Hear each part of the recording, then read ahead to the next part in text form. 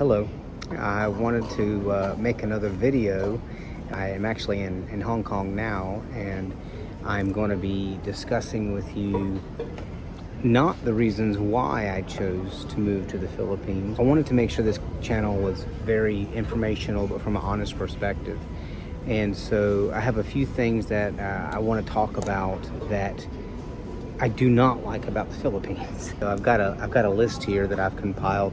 I'm in Hong Kong, as I mentioned, because I'm on my way back to the States. I'm going to take care of some business, and then after that's done, I'm gonna be coming back for good, and I'm really excited about it. Even though this is my first video on the things that I do not like about the Philippines. I wouldn't say I hate them. It's definitely not something that's making me think twice. But these are things that I think would be a fair, to keep this information that I'm giving you, if you're curious about the Philippines or curious about coming to the Philippines or even living here or exploring your options. I want to be sure that you know some of these things first.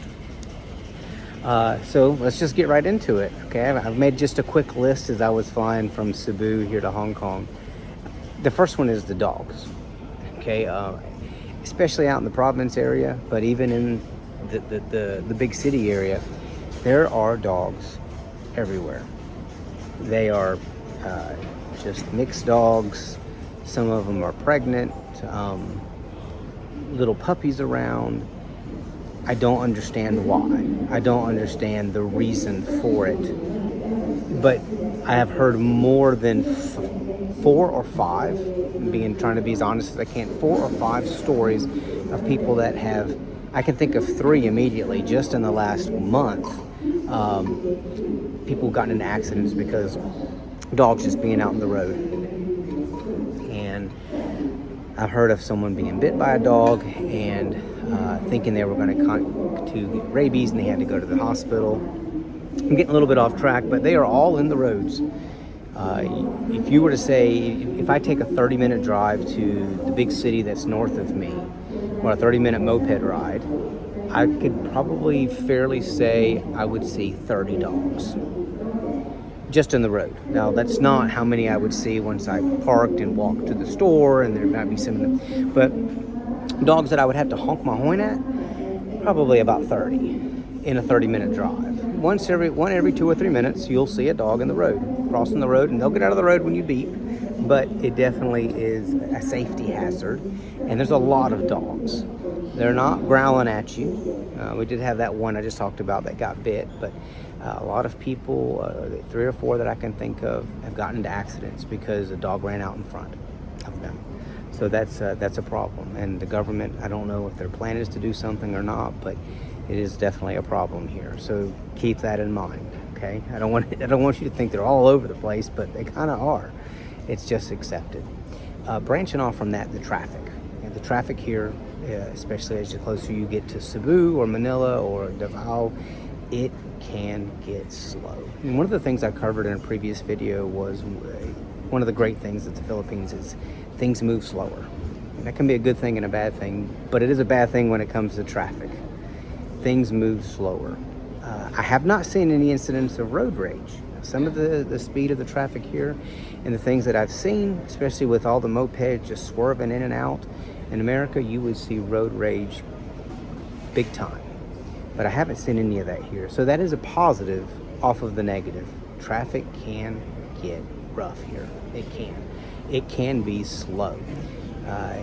Take the bus, and yeah, the bus is very economical. It's very, very economical to take the bus anywhere. Or even to get a jeepney, which a jeepney is, look it up, Jeepney. A jeepney is basically an elongated bus. And people just hop on and hop off. And of course you pay. It's kind of a neat experience, but if you take a jeepney or a bus, you're going to see a lot of dogs, and you're going to have a lot of traffic, most likely. The roads have a lot of, they need some attention. Whether it's in the province or it's in the big city, they need some attention. I've seen a lot of instances of big holes in the roads. When I say holes, I don't mean a pothole, I mean a hole that goes down deep, in big holes, to where if someone was riding a moped and didn't know that it was up ahead, they could probably flip their bike and hurt or kill themselves or someone else. The good thing is what a lot of people are doing now, at least that I've seen, they're taking a plant and they put it over that hole in the road, so that as you're on a moped or a car, but particularly a moped, that would be the most dangerous. You know that that hole is coming up and you swerve around it. I would love, it's different in the Philippines when it comes to the economy and the resources that they have, so they make the best of it. But the holes in the road and the quality of the roads is completely different than what you're used to in America. It's drivable, it is, but you're going to notice a major difference. But it's more fun in the Philippines, and it's just part of the experience, and I love it. And I'm not gonna let that come between me and retirement in a beautiful, wonderful, friendly, economically friendly country to go to. So again, these aren't things that I hate about the Philippines, just things that I notice I don't like. A couple other things in the bathrooms. It's very common for there to not be any toilet paper. I was recently at Gaisano? I can't remember which shopping center I was at, but I needed to use the restroom.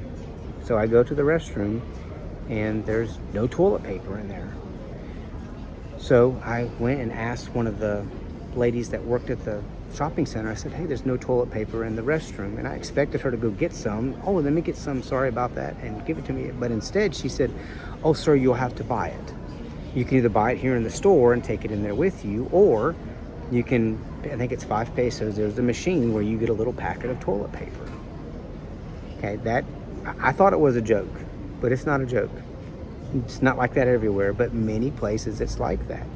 I don't know if it's because the toilet paper maybe goes missing, maybe it's a way of cutting cost, I'm not sure, but that is something also to keep in mind. It's just a small little tidbit that I noticed at more than half the places that I go to. Now there are some fancy places you go and the bathroom's gonna be at the airport in Cebu. There's a bathroom that you could probably eat off the floor. I wouldn't suggest it, but you could probably eat off the floor. But some places you go, it's not like that. It's not like that. Branching off of that, when you go to a lot of restaurants, they will give you the minimal amount, if any, napkins. By the way, if you say napkins in the Philippines, they think you mean feminine product. So you have to say paper towel or rag or something like that. But don't say napkins, because they'll come out with maybe a maxi pad, then they'll give you or point you to them. But they will either give you very few napkins that you'll have to ask for, and when you get them, they'll be cut in half. At least that appears that they're cut in half. You know, the square ones that we get in America that you have at the dinner table? This is the traditional square, table napkins.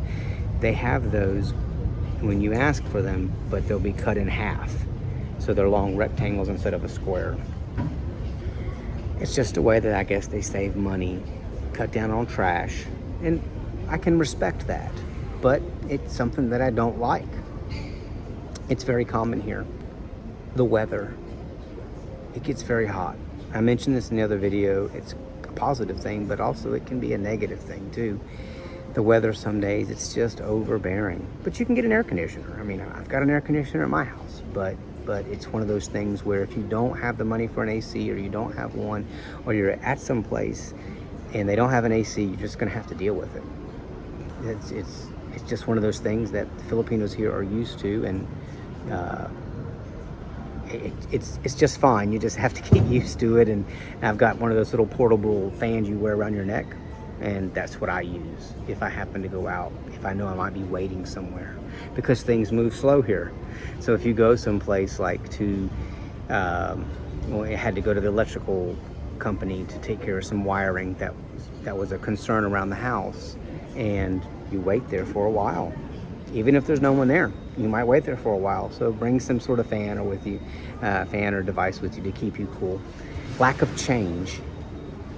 I would say 3/4 of the time, 75% of the time I go buy something and I pay cash, they will always, even if they have the change, they will always ask you, sir, do you have 4 pesos? Like if your total is 694 pesos and you come out with 700 pesos paper money, they will ask you, do you have 4 pesos? And it's not because they don't have the change necessarily. It's because they don't want to give you the change. Why? It's because they want to just give you just, bigger coins, 20 peso coins, or they want to give you paper money back, but they just don't give you the change freely like they do in America. They will always ask. And it can end up being frustrating because I usually try to leave the house with several 20 peso coins, some 5 and 10 peso coins, and then 8 or 9 1 peso coins. So I'm walking around with this bunch of coins because there's been a couple times where they did not have the change. And so I don't know if there's a change shortage or what, but that's just something to keep in mind. You will need to bring change with you everywhere you go because you will be asked if you pay cash. They've recently changed the tourist tourist visa duration. You used to be able to get a tourist visa extended every 6 months. Well, they've changed that now to every 2 months. And I don't know if it creates more work for them, but it also creates more money for them. So just going through the Bureau of Immigration offices today, I had to declare some things. And so I did see a sign and I took a picture.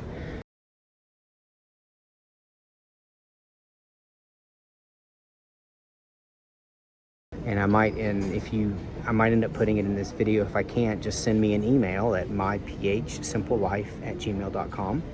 It's in the description for this channel. It's in the description. And I'll send you a picture of I think it says the 2007 Act for the Philippines for extension of visas. And it's got all the breakdown. Your first 30 days, what you have after your first 30 days, what you have to pay so you can get another 29 days. Then after those 29 days, you have to pay another fee that's good for another 60 days. And then you have to, every 60 days, get your visa redone, updated. And it just takes a few minutes generally at most places. And then every 3 years, you have to leave the country and then come back. And you can start the process over again. You can just go to Hong Kong. You can come here for a day, 2 days, a few hours. You just have to leave the country and come back. And when you do, you restart that process back over again. Just something to keep in mind. If you want the breakdown and more information, please send me an email and I'll break down everything that I know about it so far and the cost. I've got the form that shows that. I just want to be sure that I don't paint this picture that the Philippines is perfect. It's not. But America and other countries are not perfect either. The Philippines has their things, but they're small. And in my opinion, they're small when you compare it to the warmth of the people and the beauty and how friendly the economy is for expats, okay? People that are retired, that have a pension, that have money in the bank or whatever it might be. They just want to find a place just to go and chill out, and retire and enjoy life. But I just wanted to be sure that I gave everything to you as honest as I could. And I'm going to make some more lists of things that I noticed that I don't particularly like, but it's still a beautiful place to go. Just wanted to be sure that I mentioned all these things. Please drop me an email at myphsimplelife@gmail.com. Subscribe to this channel, please. Leave a comment, a question. I do my best to answer my emails and answer the comments. Like it, share it with your friends also. And don't forget to also check out my Facebook page. It's also under Randy's World, spelled the same way, RANDY''S and then world, 2 words.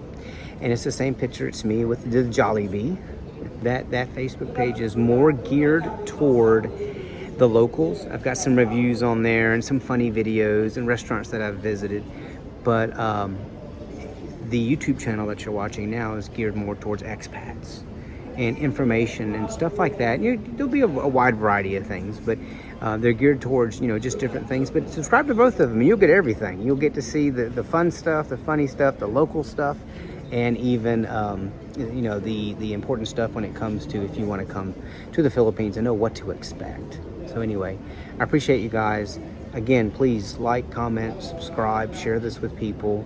and ask me a question if there's something that you are just dying to know. I don't want any lack of information or lack of transparency of what it's really like in the Philippines to come between you and your happiness when it comes to your retirement or your visiting, even if you want to just come visit. So anyway, I'm gonna go get ready to get my flight. It's only 12 and a half hours. It was 15 and a half hours coming here, I believe it was, from San Francisco, and it's 12 and a half getting there. So I've got some movies downloaded and some stuff, and I'm gonna make some notes, might even make a video, who knows. But anyway, guys, thank you very much, and I hope you have a great rest of the day, and I look forward to hearing from you.